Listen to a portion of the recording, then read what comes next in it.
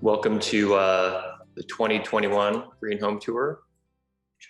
We're Abode Design Build, and we are presenting the More Better House. Today we're going to be going through an introduction. We're going to be looking at net zero energy and why that matters. We're going to be looking at some of the home's features and talking with the owners later on. And then we'll wrap it up. And in between each of those, we'll have a question and answer session. So feel free to also, ask any questions during the meeting or any of those segments. So we want you guys to participate as much as you feel comfortable, and we're here to educate and answer any questions. So this is a rendering that the architects did. So the architect of record is Borden Vellum. They did a wonderful job designing the home. Looking at unpacking the More Better House, we'll start with net zero energy ready, move on to premier SIPs, the structural insulated panels. That's what we built the house with. So the building envelope is using SIP construction. We'll then go on to the rain screen and look at the windows and doors that we used. Also, Aero barrier, air sealing, the Lunos whole house ventilation system that brings fresh air in and out. The electric on-demand water heater, the Mitsubishi ductless mini split system, the Z-Wave smart home technology. Then we'll look at just the overall build process, how that went. And then we'll go over some resources and references. So net zero energy, basically it's a house that is designed to produce as much energy as it consumes on an annual basis, excuse me, using only renewable energy in the process. So when we install a solar panel system on this particular home, it's designed to produce enough energy to offset all the electricity used during that 1 year period. So does anybody have any questions about net zero energy or? Hi, sorry, this is Kim Sharon. I am currently a new homeowner, and so I don't know if it's appropriate along the way you could kind of point out areas that if it's not a new build, if you're like remodeling or upgrading a current home, if it's appropriate to include that in this presentation, and it's fine if it's not.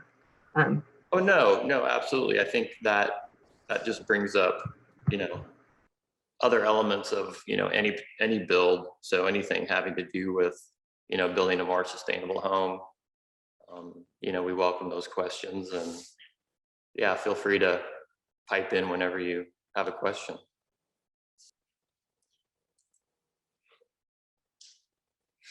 Okay, so I'm going to turn it over to Dan for a little bit, talk about, why net zero energy matters. And one of the things that we've been focusing on the past 5 years is trying to build to a higher standard. And we feel that building to net zero energy standards is definitely the future. So I'll have Dan talk a little bit about that. And here he comes.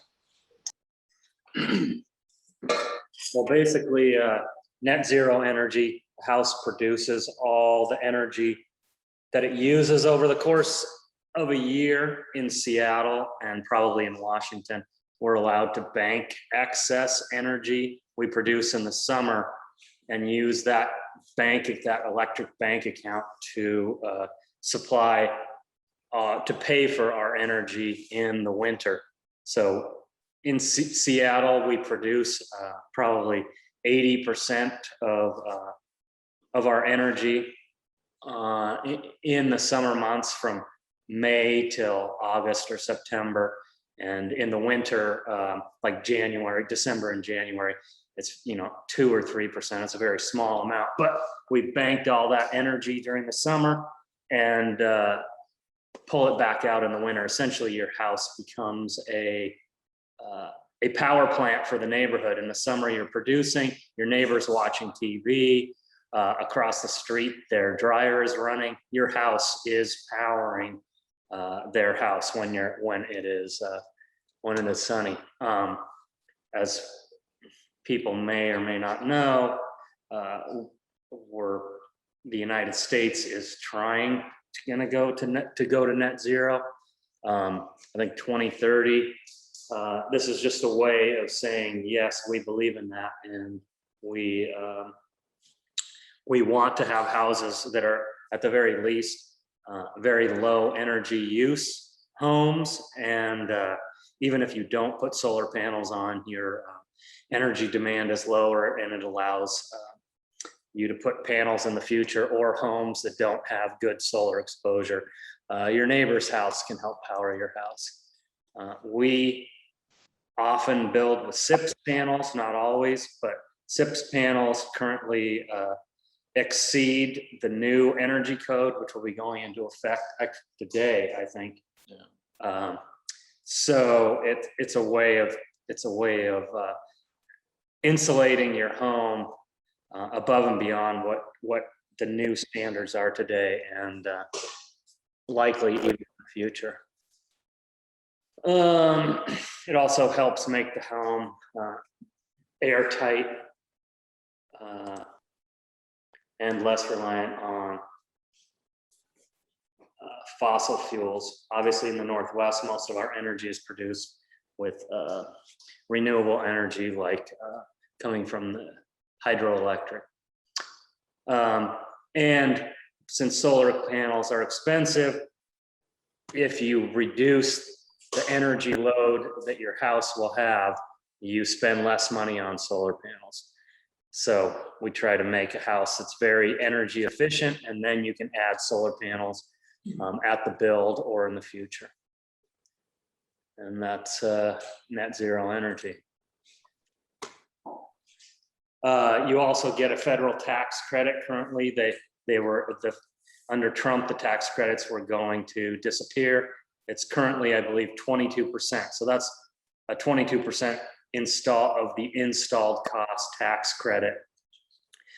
Essentially, that if you owe $10,000 in federal taxes and you have a $9,000 tax credit, it will mean you only owe $1,000. It's a dollar for dollar reduction in the tax that you pay. It's an excellent deal, and then you will recoup the additional cost with free energy for the life of the panels, which is typically around 25 years. But even after 25 years, you still have solar panels producing 80 to 90% of their original rate. I would like to shout out to Shay and Schwan, to Shay, the owner of the house that we're sitting in, that we built. She came, her and her husband came to our very first green homes tour, and decided then that they wanted us to build a house for them, which obviously we love that story, and we love them, and we love this house. The house turned out amazing. Shay and Chris made a million good choices, and I'm super excited to be sitting in here to a house that essentially came from a meeting that we had 5 or 6 years ago. And another group, John Schwan, also have a 6-panel backyard cottage that is also currently under construction, also close to being finished, that met us on another small tour. And if you have a question, go ahead and shout it out to me right now. She looks scary. Yes. Nope. Okay, next. Here you can see the home being built in the snow in the winter. What you see there are the side view of the panels, the R206. It's basically a sandwich of plywood, OSB, with styrofoam and another piece of plywood on the other side. It's like a giant Lego set. In this house's case, I think there was about 50 panels. We stacked them all over the yard. We hand install most of the wall panels, and then the roof panels typically go on by crane, but some sites don't have crane access, and we'll put them up by hand. It's typically a quicker way of building a house, but not always. But what we get is almost no thermal bridging. Thermal bridging is in a typically framed house. You'll have 2x6s every 16 inches in a wall, and sometimes more frequently. Every place that there's a 2x6,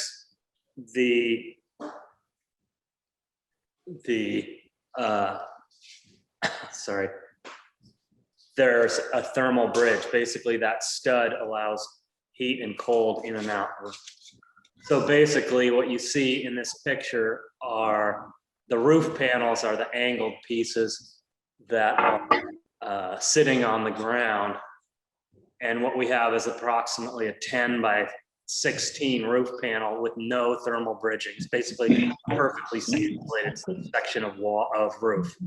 And you see a similar thing on the walls. I can talk about that more later, but that's basically, you're looking at this house under construction. This picture is myself and Ted Clifton of TC Legends. Ted and his father essentially are responsible for our very first SIPS house. Ted's father was the designer of, he's at a company called Zero Energy Plans. He produces very inexpensive SIPS panel designs, and he's a guy who's able to get people that would normally not want a net zero house. I'm not saying, i.e. Trump supporters. He's the #1 builder for designer for Trump supporters, because everybody can agree that having low or no energy bills is a great idea. And this is his son, who is a SIPS builder primarily in Bellingham, but he came down to help us with our very first house, and then came down again and helped us with this project. A fantastic guy. If you live up in Bellingham, I would absolutely get him to build your house. Here's the magic part of this project. Obviously, SIPs are magical, and we have John and John capturing a rainbow that was coming into the window during a cold winter build. Don't know. Can't figure out which zone's which now. Here's a video on SIPs. You can watch this video later if you like. I'm probably not going to play 4 minutes of SIPs video. It has some exciting explosions in the beginning. You can watch it later, or if you have questions, we'll talk a little bit more about it. Here's an idea of what it looks like putting a panel on the roof. Large, even though the panels are made of styrofoam, they can still weigh 300, 400, 500 pounds. Here we are with the crane. The crane makes it very easy. Even though this was a very steep roof in parts. Here's some more pictures of the snowy, cold winter 2-week install, not counting a snow delay. We have a great video somewhere of a time lapse, but not in this presentation, unfortunately. And then I'll let someone else can talk about rain screen, something we like to put on a home. That's Question for you. For Okay. the SIPs, how do you handle the wiring chases in the exterior walls? That's a great question, and we hear that question every time, even people walking by the site. So at the factory, they actually use it's called a nichrome wire, and they cut a horizontal wiring chase, one at about 16 inches off the ground and one at about 46 inches. So where you typically would see an outlet or a light switch, there's a horizontal chase that goes around the entire building. And then there's vertical chases that intersect those about every 4 feet. And there's holes in it. So those holes were cut in the factory. You can ask for holes to be put anywhere you want. So you could put a 24-inch high one for low voltage or something like that, so you can have Yes, your exactly lines. exactly what we do if you're needing, and often on the vertical chases, there's an extra space so that you can run low voltage, because low voltage is run separate from high voltage, from line voltage. Here's the rain screen. What you see in this picture is the black is the building paper, or WRB. The strips that are adhered to the face of it create an airspace behind the siding. That airspace has a space at the top and the bottom, and basically allows any moisture that passes through the siding to evaporate out the back of the channel. Helps keep the building drier. It's like wearing a raincoat with the space between you and it. It allows you to sweat, or the moisture to evaporate, and it helps dry out the building. New buildings are built so tight that if moisture gets in the walls, it can be hard for it to get out. So what we try to do is make a space for that moisture to evaporate. In Canada, it's required in building code, and as a rule, we suggest it, but not every project. It is an additional step, which can cost additional money, but it's one that we do recommend. And there you see some rain screen details. That white corrugated piece at the bottom is a bug vent, keeps bugs from going up there, and allows the vertical ventilation. So airflow can go up and down behind the siding. The siding gets mounted to the face of that green board that you see on the left-hand side of the screen. And there's a picture of the siders putting that on. Here we have this. We don't use tar paper anymore, which is what people used to use. We also don't like Tyvek. Tyvek's essentially a non-breathable house wrap. The house wraps we typically use are more like a Gore-Tex jacket that are vapor open. They can allow moisture any moisture that got past them or comes from the inside of the building to exit the building paper. So you can see that the design of the house, which is a very interesting and cool, essentially a two-wing with a connecting centerpiece. So one of the important things for energy efficiency, obviously, is choosing a good window and door system. And on this project, we chose Colby. One of the reasons we chose them is that they are very committed to sourcing all their products within 500 miles of their factory. They also have very good customer service, and it's just a really nice looking window. They offer a aluminum clad window system. So for the Northwest, that's a really good choice because of the extreme weather we get with all the rain. They just last a really long time, and fantastic window. There's a folding door system that we installed. The folding door system that opens out onto the deck. It's a very high quality product that provides a lot of air sealing and keeps the building nice and warm and toasty. Yeah, I had a question about the rain screen and how much of an additional cost that would be as opposed to not doing a rain screen. Yeah, so on this particular house, which is 2,300 square feet, that was an additional $1,500 for the siding contractor to install the rain screen we designed. That's probably gonna be about somewhere between 15 to 2,000, depending on the complexity. Thank you. Yeah, you bet. Let's see. Can I ask a question about the windows? Yeah. So if I'm in a home with just double pane vinyl windows, like I don't know much about the difference between windows like you installed in this home versus what I've inherited here. Is it significant enough to consider redoing the windows for the whole house? Like, what is the window like in the home that you installed? Like triple pane or our values? I don't know how to think about it. Yeah, so this is a double pane window. Triple pane is gonna obviously provide you a lot more energy efficiency, but there's a point at which, a double pane window is for this climate is pretty good.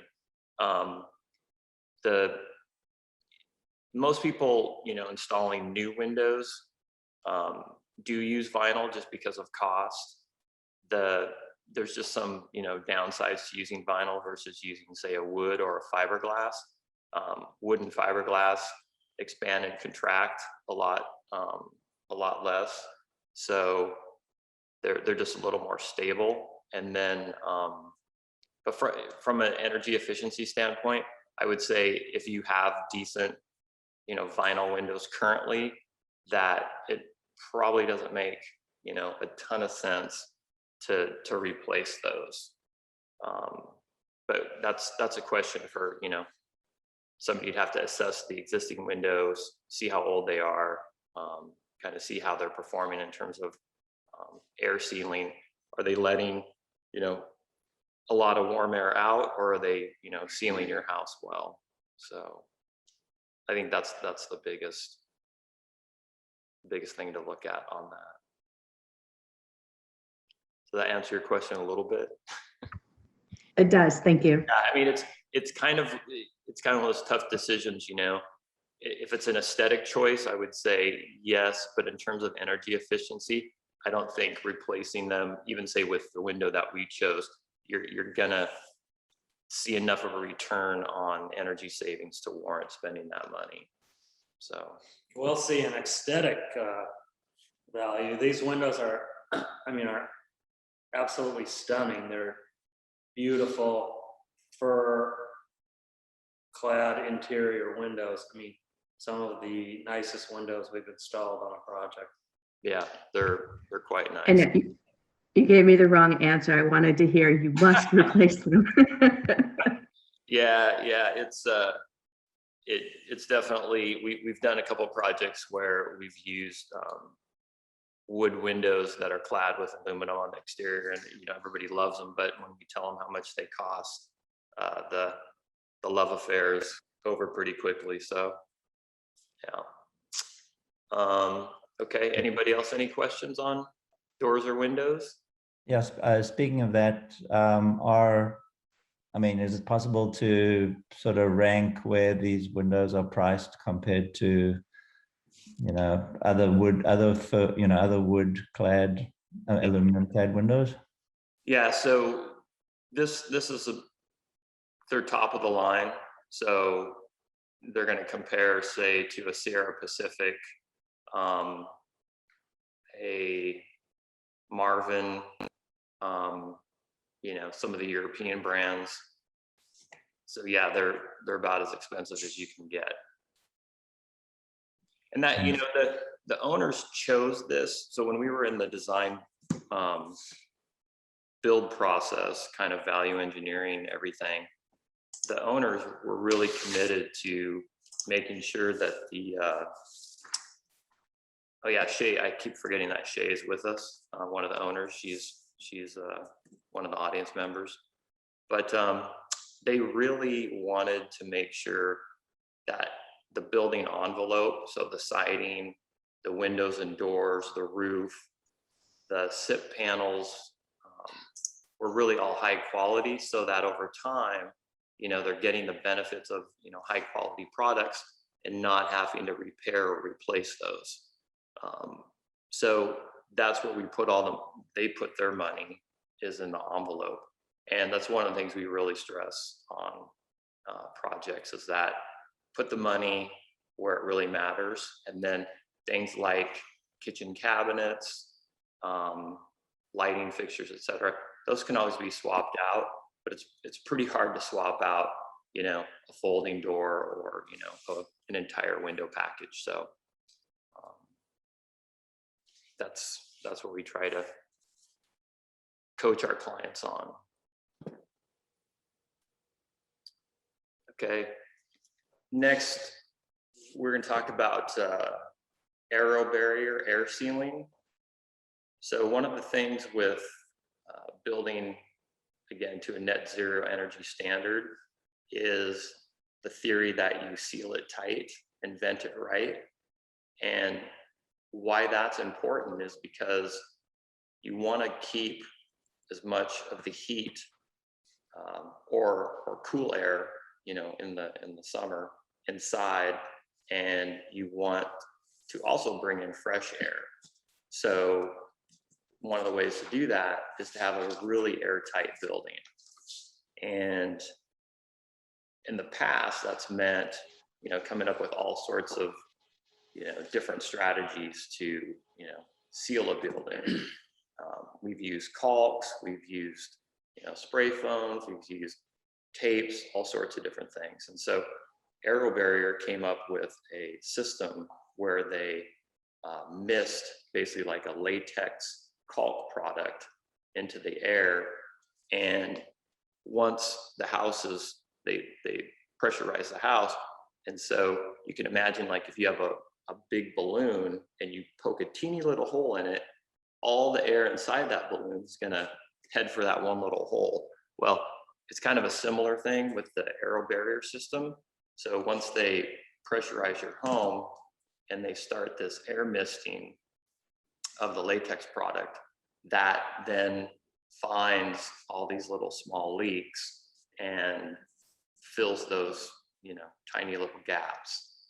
So on this house, we were able to achieve a 1 ACH, which is air changes per hour, during the blower door test. And so Ecovate is one of the local contractors for Aero Barrier. And so they perform a blower door test at the same time they're installing, you know, that system. So you know exactly what the air change per hour level is.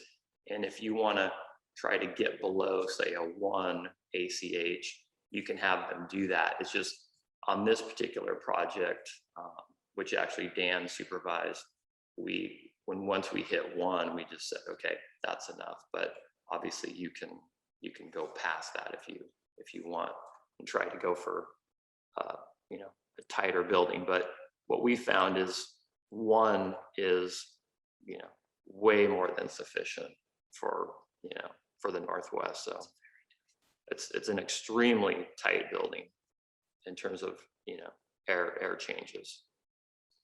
Do you recall the ACH before they started blowing the air barrier? Yeah, hold on. I'm gonna let Dan take over because he was here for all of that process. Come on, Dan. I'm sorry, what was the question again? Do you recall the air change before they started applying the Aero Barrier? Usually they pull a rating at the beginning. Yeah, I wish I had the photograph of the chart. You can go to Aero Barrier site and watch examples of what happens during the process. You know, they have the aerosol latex that's blowing through the air. You're not inside the building. It's closed off, and you watch ACH number go down continuously. In this case, there was actually a hole that we had missed. So we, at about approximately a third of the way in, we went in and sealed that hole because our number wasn't dropping as fast as we had anticipated. We sealed that hole, and then you saw our number drop quite quickly. And after the process, what you see is it's actually, as a builder, it's a really good thing, because basically what it does is it shows you spots that you missed, and the spots that a couple spots that we missed basically are at panel seams, like between the vertical edge of the wall and the horizontal edge of the roof, is because of inconsistencies in the SIPS manufacturing, or just slight elevation differences. You'll have little gaps, which we try to seal during the building process, but you see with Aero barrier, basically what happens is you get a buildup of their product in that area where there's an air leak. It looks like you basically see little bits of white, almost like someone took a little shot of spray paint in that area. And basically what happens is the Aero barrier is blowing through the hole, the sticky caulk starts catching on the edge, and it gradually builds up. It's just one piece sticks, another piece sticks. The Aero barrier is in the air, but the only place that it sticks is where it blows through the walls or the roof. It works. I mean, it was amazing. And after doing it, it really did make me realize what we needed to address in future builds. And it's already, I'd say, paying dividends just having them out on this one project. It's not, if I could, I think that we would also recommend doing it on every project, but there are other ways to air seal. But Aero barrier on a big house or a bigger house like this can be very price competitive,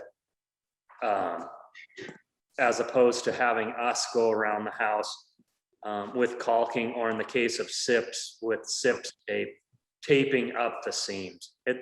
It's a great product. And yeah, I mean, I recommend it, but it's not in everybody's, it's not necessarily in everybody's budget, but long-term, it's amazing. I mean, it's like, it's a breakthrough in air sealing. Okay, we'll go. This is the video. Again, I think that you can probably go to Aero barrier and see what happens when this product is being done, rather than me just having you watch a video, since we're starting to go out. What you see here, these are the aerosol. So it's air pressure along with the caulk, and it's turning into a fine mist, almost like what you see at ski resorts when they're making snow. So the building will be filled with this mist. The building is also over pressurized, meaning you have a fan blowing air in hard, and anywhere that there's a little air leak, like I said, panel seams generally, bottom plates, this aerosol mist will start to collect in those seams and plug up, and then you see your ACH go down, down, down as the process continues. As part of that, sort of, we build a house that's very airtight, and all houses now are required to be built airtight. Then what we do is cut holes in the house and ventilate the house, but we do it in a purposeful way. In this case, we use something called a Lunos system. It's basically pairs of small fans that sit inside the wall, and when one fan sucks, the other fan blows, and they change course, I think every minute or two. So the sucking fan switches to a blowing fan, and the blowing fan switches to a sucking fan. And these particular fans have a ceramic heat core, and basically when you blow the warm air from your building across the ceramic core, the core heats up. It gains some of that heat, and then when it sucks air in from the outside, that warm ceramic core then heats the air coming in. It's heat recovery, and it's just basically a way to reduce our energy consumption and bring in fresh air and exhaust stale air in a deliberate manner. And that is something that all homes do. So Dan, I wanted to ask you a question. So when we were looking at doing a ventilation system for a backyard cottage a few years ago, I remember you and I were talking about, you know, we sat down one day and we went over the various costs associated with doing a conventional system, you know, a ducted system. And why don't you share with these guys? Yeah, that's a what very we good point. came up with. These systems allow us to put these. So what you're looking at, the picture on the right-hand side, is probably about an 8-inch square. And we can put that anywhere on a wall, like down low behind where a bed would be, up high inside a closet. But we don't have to run ductwork to a central. Oh yeah, I don't know if you can see that. This is the cover. So I don't have giant hands, but you can see that it's not that big. So this is the cover of the system. Basically what it does is allow us to put a whole house ventilation system anywhere we want and not run ducting. Yes. Does it also require an outdoor unit? No, so what you're looking at is this picture is 2 entire units I'll start at the right-hand side. That's the interior cover, and then the wall mount plate. And the next thing is the actual fan that's in there. It's extremely quiet. I mean, it's so quiet. I'm a little bit hard of hearing, so I don't hear it at all. But normally even people with good hearing can't hear them. And we can put them in a place like, for example, in a closet, like in a 2-bedroom in a backyard cottage. Typically the bedrooms are side by side, and we'll put one in each bedroom. And basically what it does is end up the fan that's blowing while the other fan's sucking. It's taking this fresh air into one room and exhausting stale air out of the other room. And then it's switching directions, doing the same thing. But oftentimes an architect won't design a house for a ventilation system to run duct. We figure that out after the fact, and usually what it means is putting ducting in places that people don't necessarily love, making slight changes. I mean, it's typical with every build, but. So Adam had a question. He said, why do you choose the Luno system versus an ERV like Zender? And I'll just say real quickly that we've done a couple Zenders. We're doing a Zender right now. I think the number one thing is cost. Zender is much more expensive. I would say 5 times as expensive. Probably a Zender, just the base system can be about $10,000. But the Zender offers some things that the Lunos doesn't. I mean, right now, I'm in a build where I debated whether or not to use Lunos or to use a whole house system. The Lunos is beautiful in that it's less expensive. It exhausts a nice amount of air. It's not ugly. It's easy to install. It's about a pair of these is around $1,200. And smaller house might have 2 pairs. We have 3 pairs. Okay. 3 pairs in this house.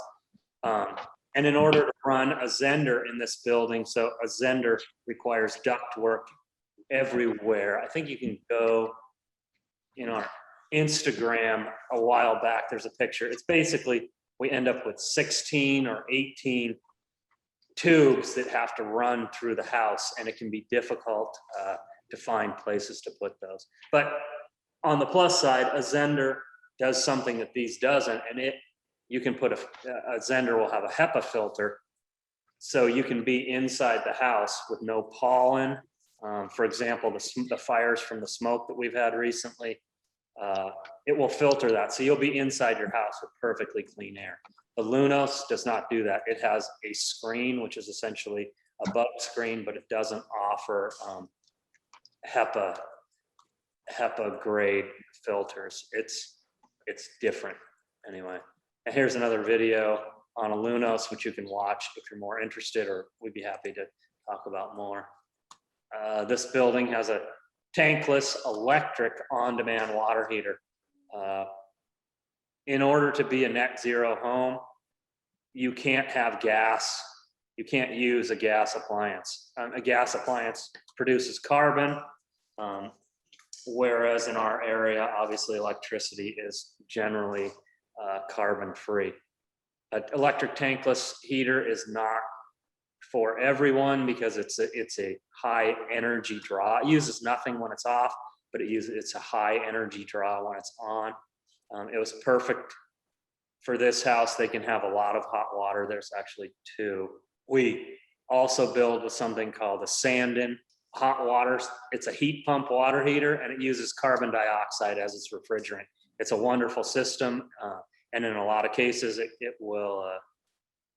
it's great. But in this case, we didn't have storage for a tall water heater, so we went with instant demand water heater. Sorry, I just jumped to the next page. Anyway, this building, or as all new construction buildings, have to use energy efficient heat sources. And as a general rule, that's mini split ductless heat systems. We use that sand-in that I previously mentioned to heat backyard cottages. It's a great system for that.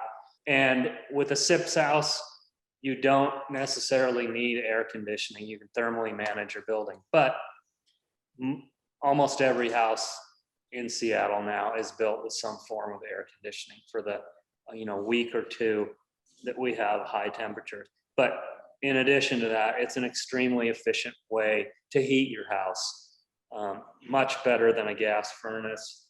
We get more individualized heating temperatures. In this house, we have 4 heads. So 1 in each bedroom and 1 in this central area that I'm in. It's a great way to heat and cool if you desire. And then I just want to pop in real quick. One of the things that I found amazing about this house was, and basically all SIP houses, is that this winter, right after we had it framed and we got the windows in and the house wrap on, I would say the temperature outside was, mid 30s. And we had 4 electric oil-filled heaters. And those heaters heated the entire home. So, it was probably 65 degrees inside. And, that's in the dead of winter with 4 tiny oil space heaters. So you can imagine having this Mitsubishi mini split system in here. It doesn't have to, operate very often, or doesn't have to be, turned on very high to heat the home or cool the home. So it's building with SIPs is pretty impressive in terms of energy efficiency. Yeah, this system will run typically at a low speed to maintain the temperature. So you have very, very low noise and very comfortable, rather than a typical furnace cycling on and off in essentially a wave. Your house gets to its temperature, the system shuts off, the house cools way back down, the system turns on. So you're constantly with this wave. This is a generally low speed fan, so it's keeping your house in a tighter temperature window. We'll just mention the Z-Wave home automation, but I'm not an expert. I'm still learning about that. So when we have the owners here, they'll talk more about that. Primarily, it's something that that was really important to them, and so far it's proven to be pretty amazing. We're still trying to work out the bugs on our end, but they understand it much better than we do, and it's something that I would imagine more and more people are going to be implementing in their homes. Dan, you have any wise things? No, it's just a great.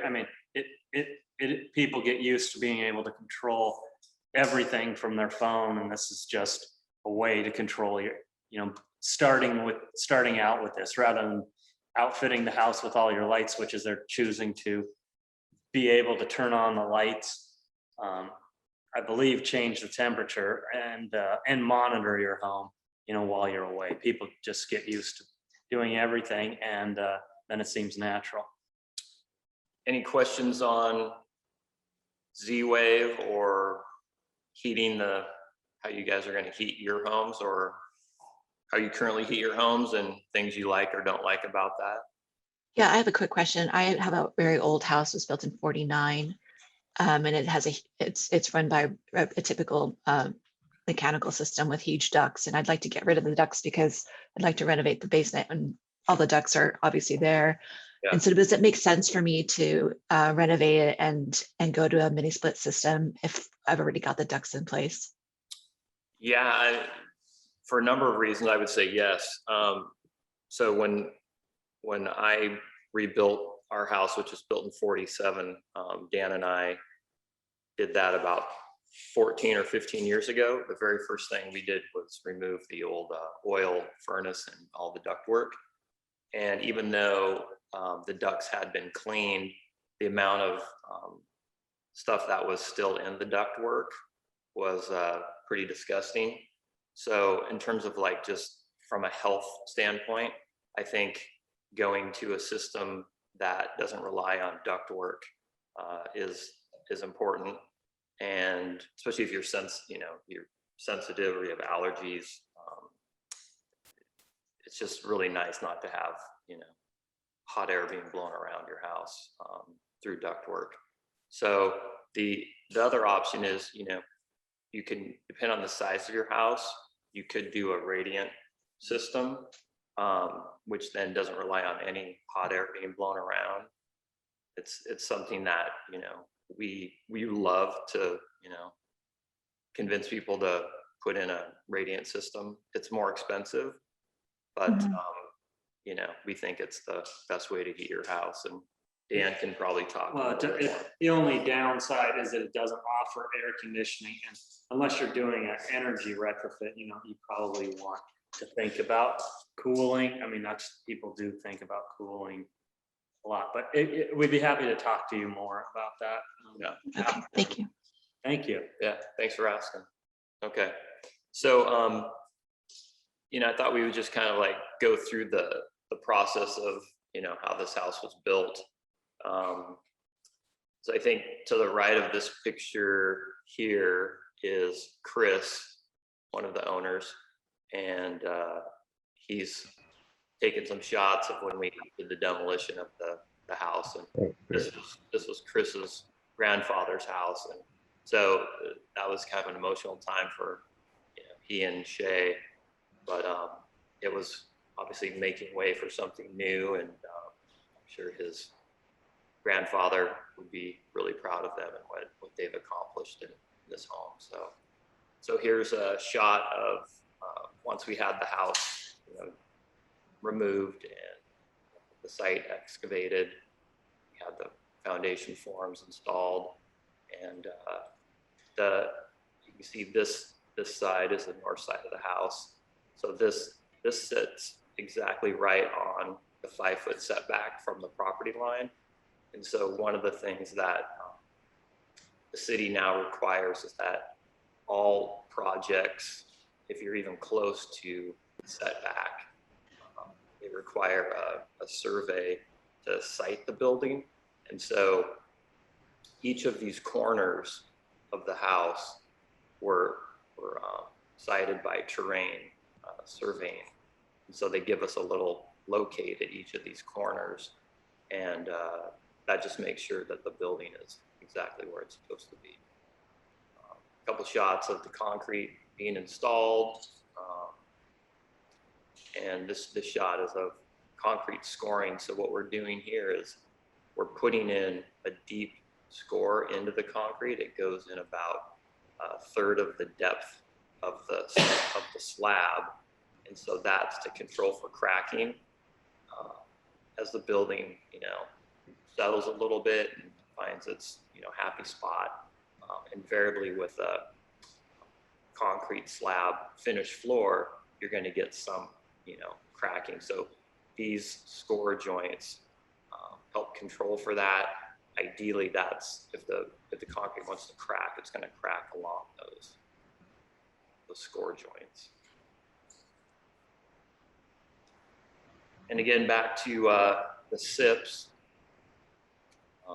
we had those delivered dead of winter just because of the construction schedule, and we kind of hemmed and hawed, and we're trying to decide, well, do we want to do it in the winter or don't we want to do it in the winter? And kind of the only way we could get this thing built in our schedule was to go ahead and shoot for a winter build. And the snow came and we had to quit for a week, pull off, but everyone was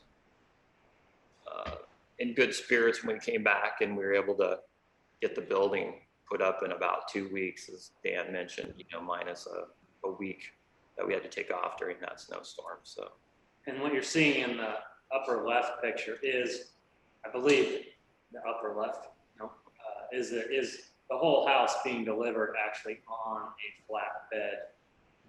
I can't remember if there were 2 deliveries, but I think that what you're looking at is the entire house stacked on a flatbed trailer. It's actually produced in Puyallup, so it's local. They actually make this styrofoam. A lot of people ask questions specifically about styrofoam. This is called expanded polystyrene. It's EPS. It's of all styrofoam, it's the most environmentally friendly styrofoam, and since it's encapsulated in the building, it is potentially recyclable, although not very easy. Basically, expanded polystyrene starts out as small plastic beads that are about the size of a grain of sand, and it's put in an oven with steam, and they expand those beads, and they expand it into a giant block down there in Puyallup, and then they cut that block, slice it up into the slices that you see here. They can control density of the foam. Basically, the density of the foam is how big those little balls are that you see. But what it makes for is a very, very energy efficient house, which we keep talking about. But it is technically recyclable. I mean, we do, even in the city of Seattle, have expanded polystyrene recycling. The blue foam, the light blue foam, and the pink foam that you see are much less environmentally friendly. That's basically it. That's the house. It came from Puyallup. That company, 99% of their business making this styrofoam, and 1% of their business making SIPS houses. But we see schools being built, churches, large commercial buildings, because it's so much more energy efficient. It will easily pay for any difference in cost, and with the new energy codes, we believe that it is now going to be the same amount for a much better home. yeah, and the other thing that we've seen past 3-4 months is that due to the huge increase in lumber prices this past year, our SIP rep down in Puyallup, he mentioned to us that they've had like twice as many calls for SIP houses because of lumber prices. So right now it's looking like SIP houses are going to be less costly than a traditional stick frame house, unless prices come down. Yeah. So. Another benefit is that they're quiet, the outside, not letting air in. Air transmits noise. Compared to the outside, people with noise issues, SIPs can also be a very good noise reduction from your neighborhood. All right. This build was pretty challenging in terms of the weather.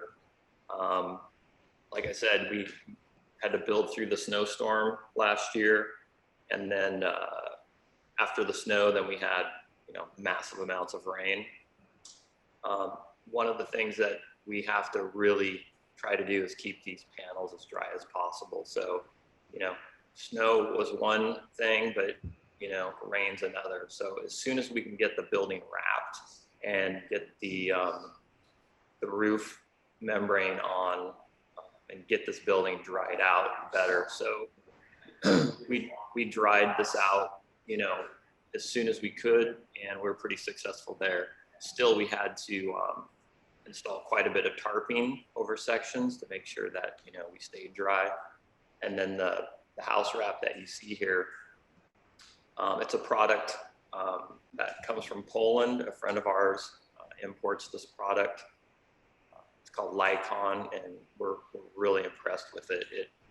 It rained for, a couple months, and then this material kept the building absolutely bone dry. So definitely a product we're going to be sticking with. And a guy that we actually went to high school with, Tony and I went to high school together at Ballard High School. We both live in Ballard, and our friend Kim, who we reconnected with when we were looking for windows, has been great. I mean, it's kind of funny that we're still high school friends and working with high school, but we end up running into people that are from our neighborhood. We build for those people. It's, I don't know, we love living in Seattle. We love building in Seattle. We love almost everything about Seattle, not the traffic, but everything else, as I'm sure you're aware. Yeah. So here you can see, I know we had a question earlier about, how do we deal with, mechanical systems and wiring and whatnot. So here you can kind of see a picture of, what we have to do in order to get mechanical in the walls. And then this picture you see here is the line sets that go to the, oops, sorry about that.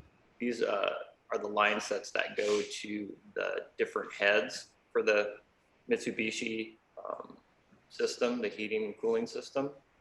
And then here's a drain line that comes from the unit.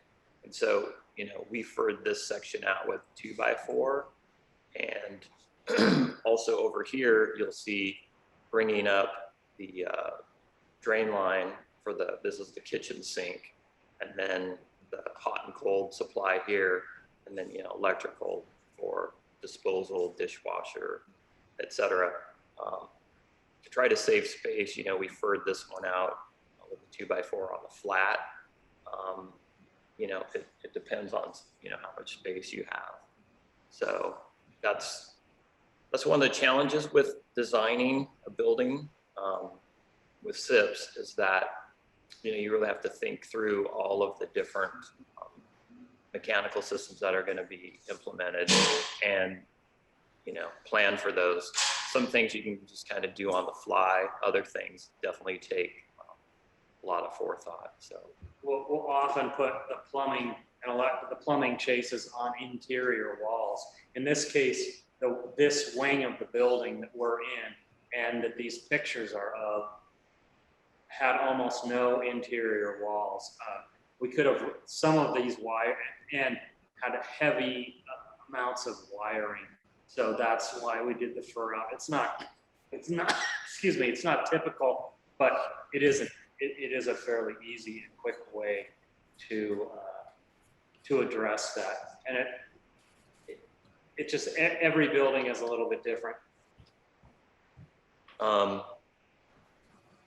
fun stuff. So here you can kind of see a picture of the scaffold, and they're installing the siding.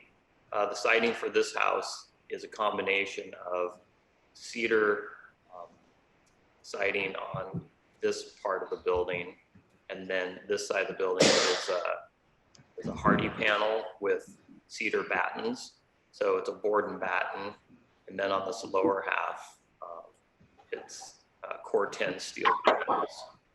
So it's got 3 different sidings, and we think those play together pretty well. It looks nice. And it's a good balance as far as cost goes, hardy being the least expensive siding. And we have a large portion of the building, but at the entry point, we have this beautiful steel that will patina and rust. It's a very nicely designed house, and you see it at the back portion too on the right-hand side. Yeah, so this area, the little middle envelope section as you enter the house, this is the back side of the entry. This is core 10 steel, and that will, like Dan said, that'll all rust and have a really nice rusty patina for its lifespan.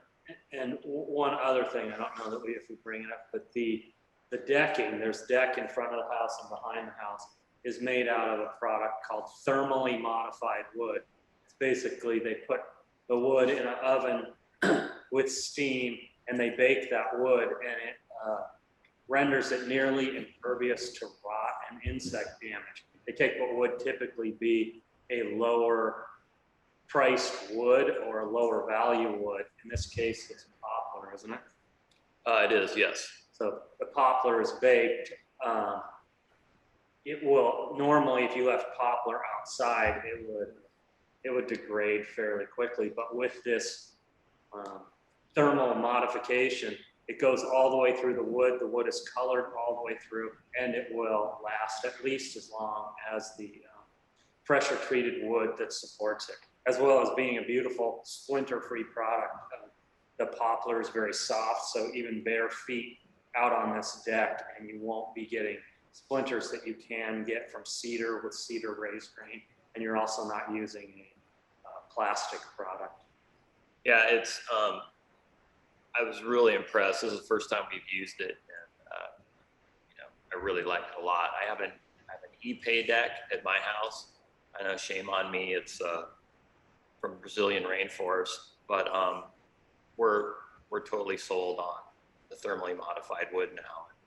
We'd highly recommend, if you guys are going to be doing a deck project. And there's a few products, Thermarie, Cambia, some available at Green Home Solutions, but you can also obviously Google thermally modified wood. It also can be used as siding, different products milled down with different profiles.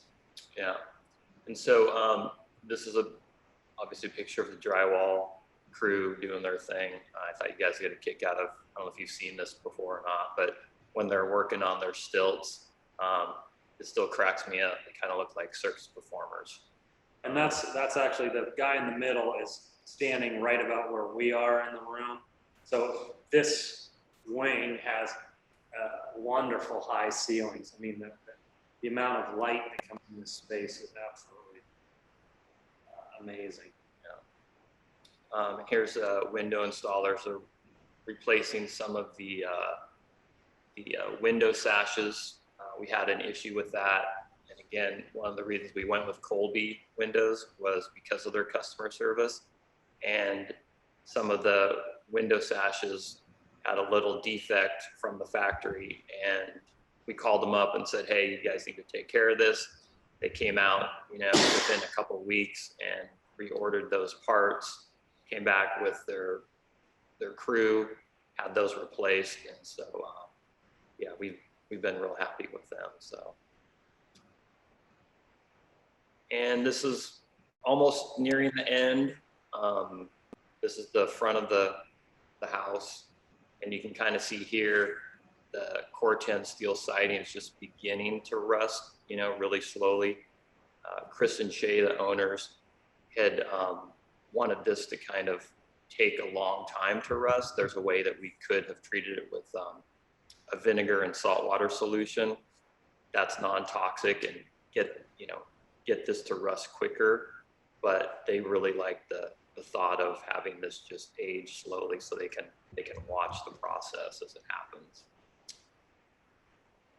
So little by little, we build a house, and this was a tough one with COVID and like I said, the weather, but the owners have been fantastic. My crew has been fantastic. So we're really happy to be almost done. So hello, Tony again. I've got Chris and Shay, the owners here, and I wanted to bring them on with me, and I'm going to ask them a few questions about, the whole process, what it was like for them. I think it's good, you guys probably being homeowners watching this to be able to say, oh, hey, what do the owners think about all this? And, you hear us blab on and on and on. Get the owner's perspective. So here's Chris and Shay, and I'm gonna ask them first, what, hi, Chris and Shay. How are you? Good, thanks. Hi, Good, guys. good. So mainly, we'll go back to that other slide about the Z-Wave home automation. And I was mentioning that I'm not super familiar with, the technology. So maybe you guys could share with everybody why you think it's important and why you chose that. We've always been big tech nerds, both of us. Yeah. Chris especially, he's the mega nerd in the house. Well, all the way going back to my grandfather, who originally owned the property. Yeah.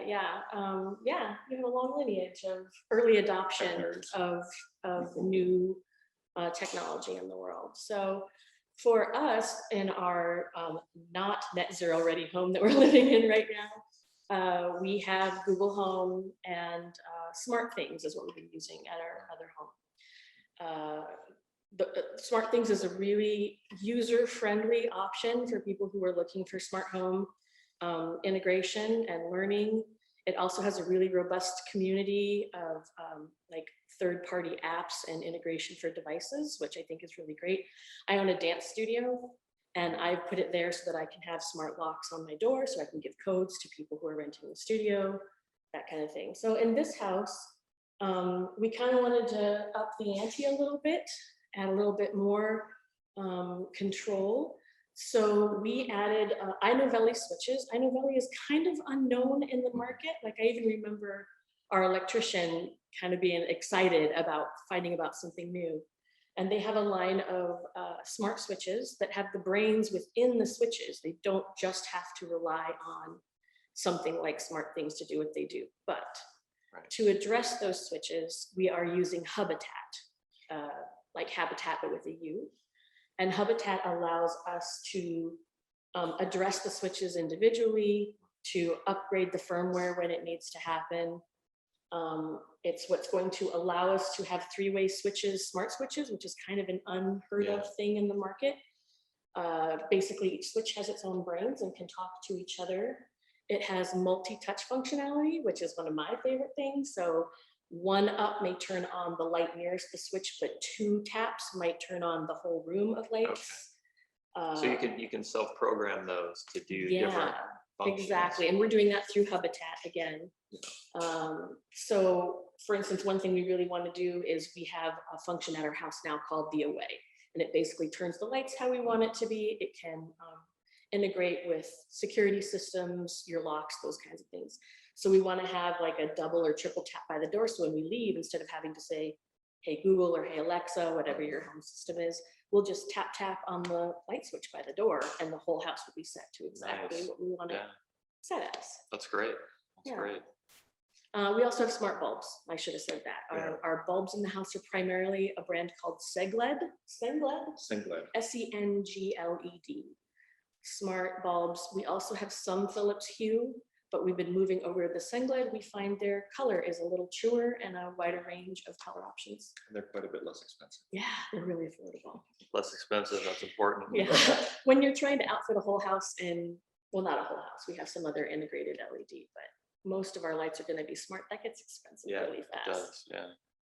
Well, thank you guys for sharing that part. Yeah.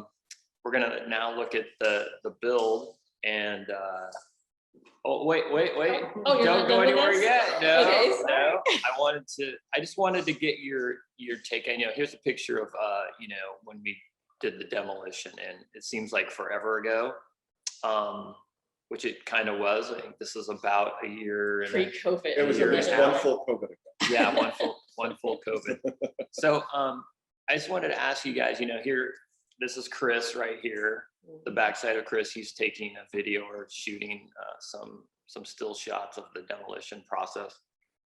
So what was that like for you guys? You especially, Chris, since this was your grandfather's house. Oh yeah, I mean, this was the house my mom grew up in. It was pretty sad to see this happen. You know, I came to Christmas Eve here every year growing up as a kid, and you know, so to see this house go was a sad thing, but it was also not at all a house that could be lived in today. Yeah. In 2020. Literally uninhabitable Uh, at the time. It didn't have a foundation. It didn't really have insulation. It, you know, when it started its life, I think it was 400 square feet. Yeah. And it had blossomed to a wild 600 square feet in the time since. And most of that expansion was not well done.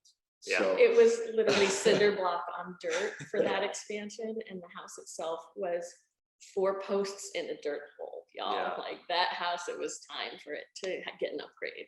but, yeah, it was emotional, but it was time. Yeah. And, you know, I think it's been improved upon. Yeah. And we heard you say that his grandfather would be proud, and I have to say, I totally agree with that Yeah. sentiment, and thank you for saying it, because Yeah. again, he was so excited. Before he passed, he knew we were going to be building a new home on this property, and he was always asking us questions about what it was going to be like, what we were envisioning, and Yeah. this was not even like an inkling yet. Yeah.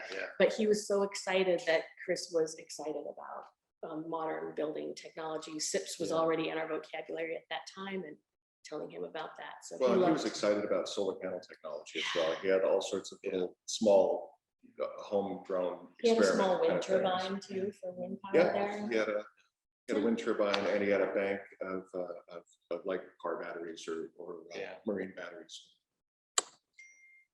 that he would keep charged up as backup power.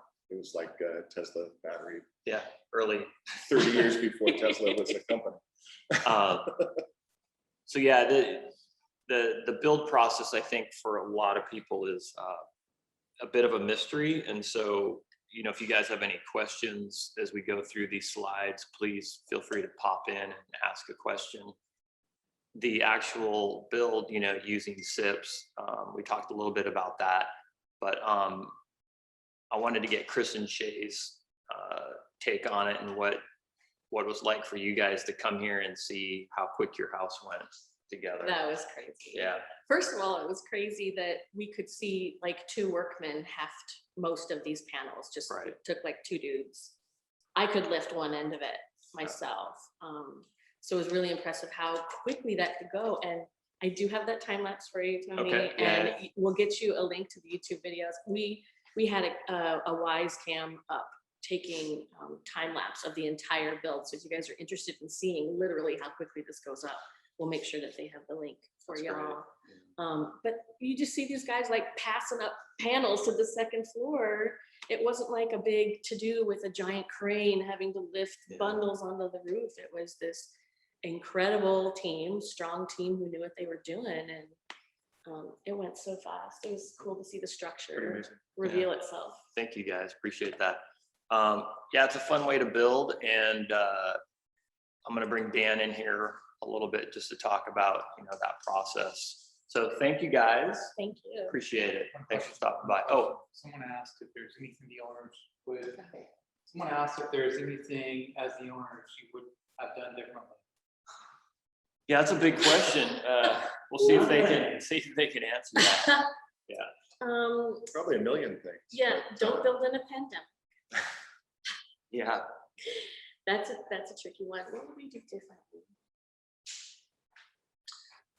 I don't mean to kill your time. I know you guys have limited time, but honestly, anything that we might have wanted to change resolved itself in such beautiful ways throughout the process. And it's part of having a really great build team that will communicate that with you and problem solve on the fly and be really open to the process, you know, not being rigid, Right. you know? I think that is critical. I think that's critical for the owners and your build team. Yeah. And so I'm gonna change Yeah, it. I can't think of anything major that we would have done different.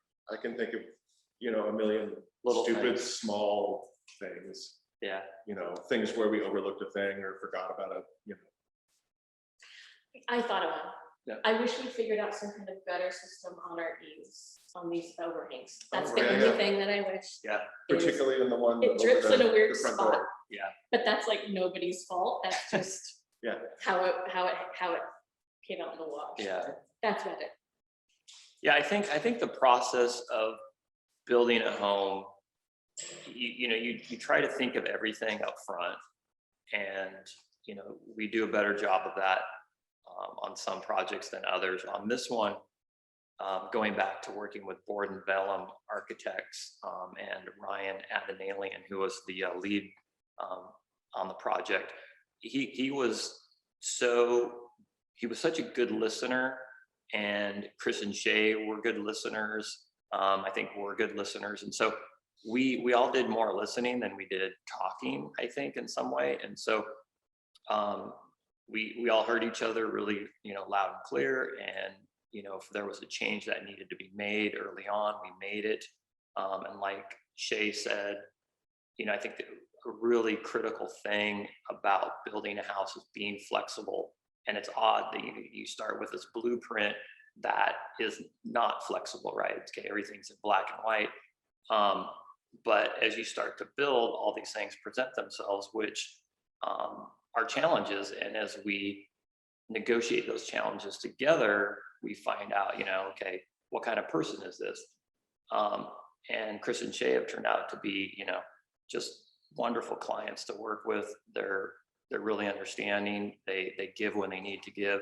They push when they need to push. But overall, we're a good team, and I think if you guys have a chance to come look at this house when it's fully completed, I welcome you to do that, and you're going to see a pretty amazing home. So, well, I think one of the things that we did right was we spent a lot of time on planning.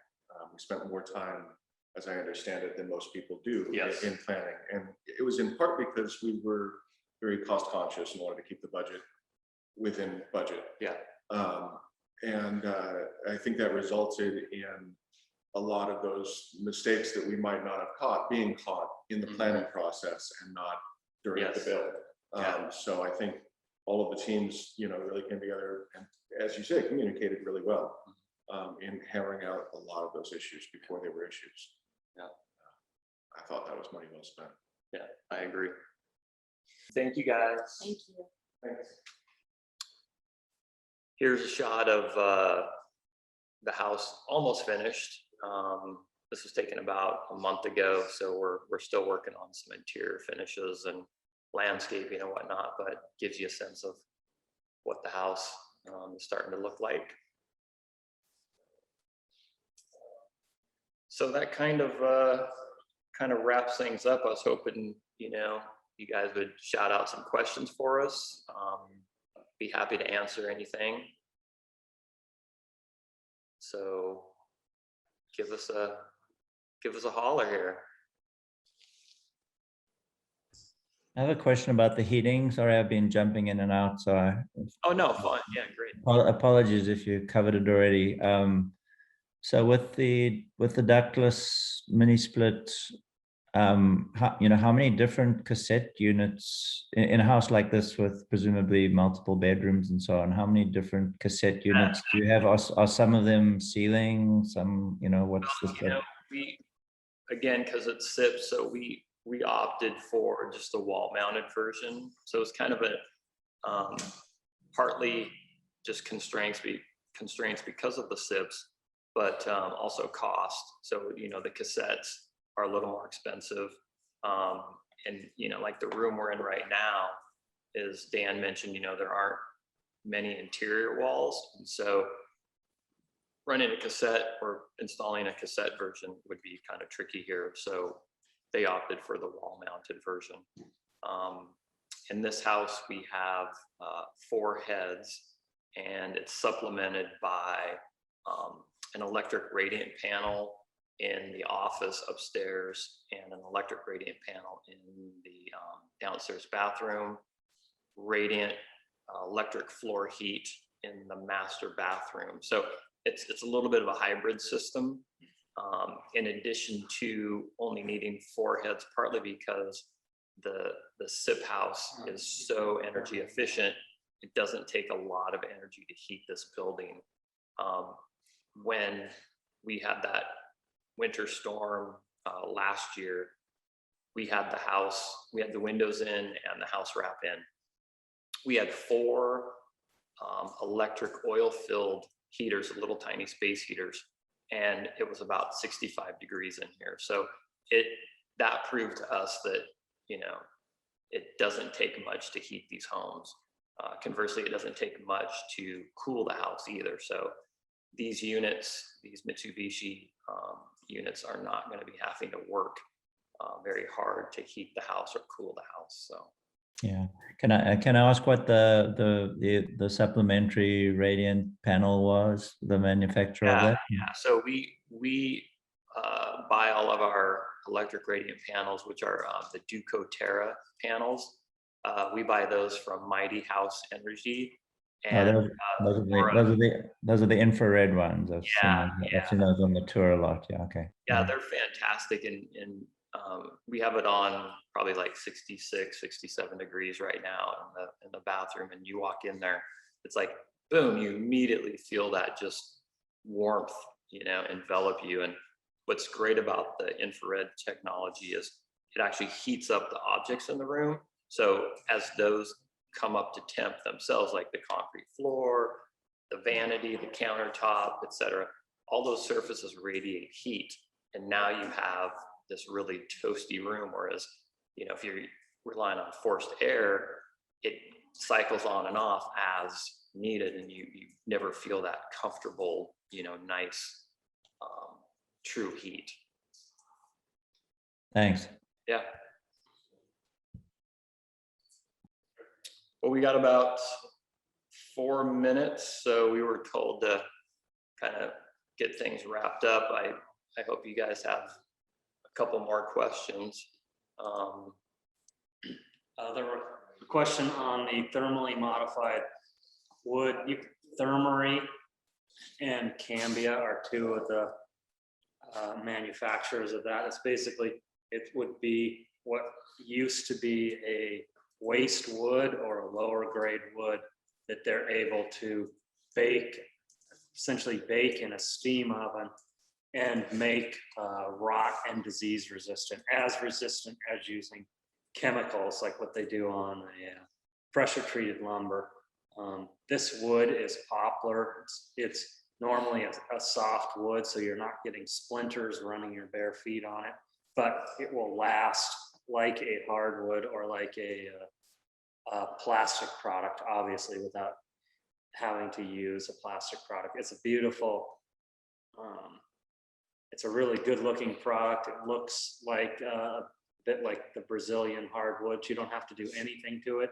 This thermal modification goes all the way through the wood. So it's not like pressure treated where they soak it or pressure treat. It doesn't go all the way through. When you cut an end, you're exposing that to rot and or insects, even if you dip it in treatment.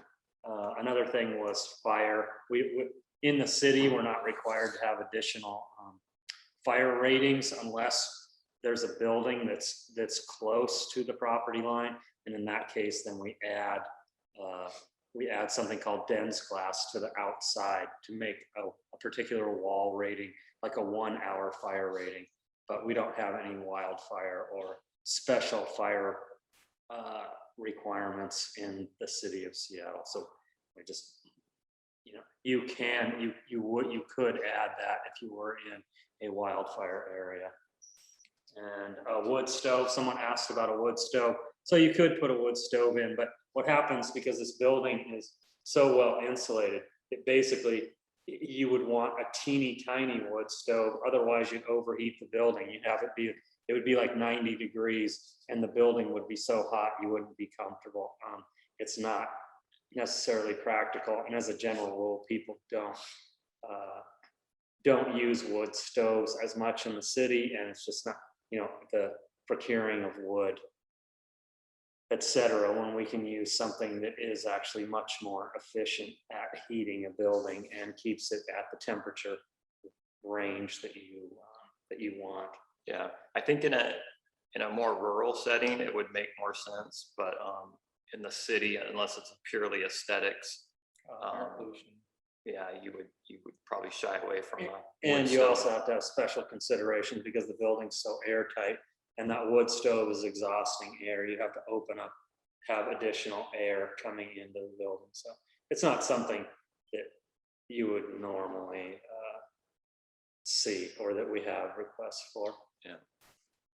And we hope maybe to have this house on the tour again next year when you could actually come and see it. We'll see. But it was fun. It's a beautiful house.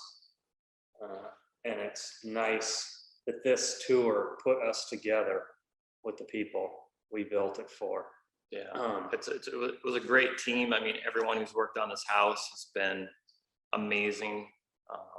You know, trying to get through COVID and building a house was obviously a novel experience. But it's, you know, everyone stepped up and done a wonderful job. So we're really happy with it. And I want to thank you all for joining us. I know there's other things to do besides sit on a Zoom meeting, and especially on a nice, somewhat nice Saturday out there. Yeah, we've got about a minute left. I just want to say that, you know, if anybody out there, you know, needs, you know, a house built or designed, you know, check us out on Instagram. I think you'll, and also House, I think you'll like what you see. So again, thank you. Really appreciate you tuning in and joining us virtually. Have a good day.